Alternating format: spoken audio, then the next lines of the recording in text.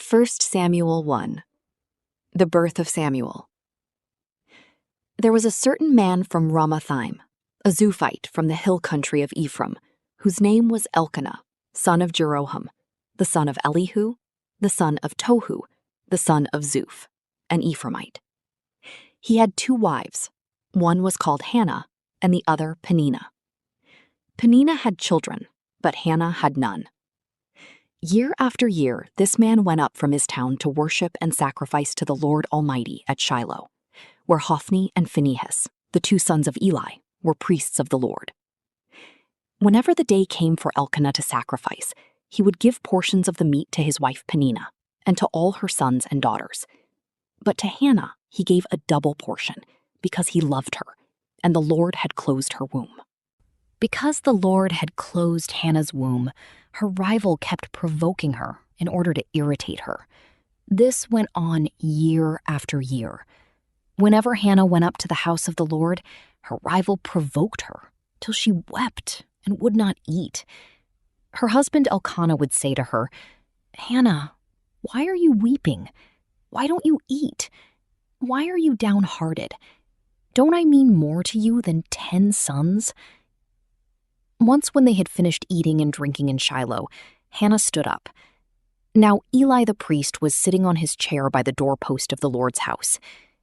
In her deep anguish, Hannah prayed to the Lord, weeping bitterly.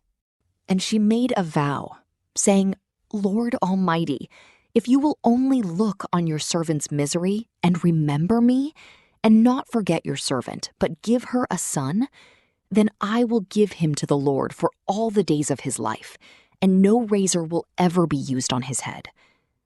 As she kept on praying to the Lord, Eli observed her mouth.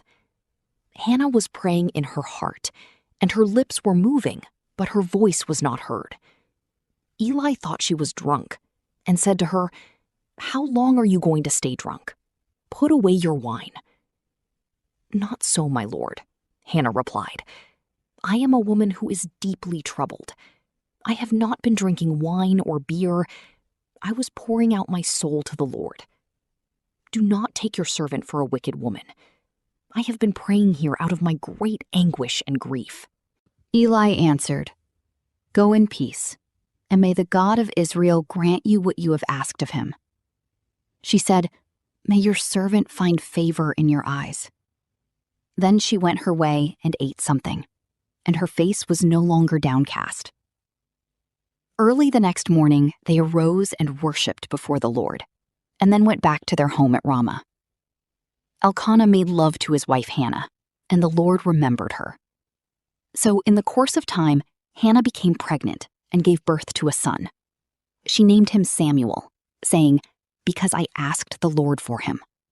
Hannah dedicates Samuel.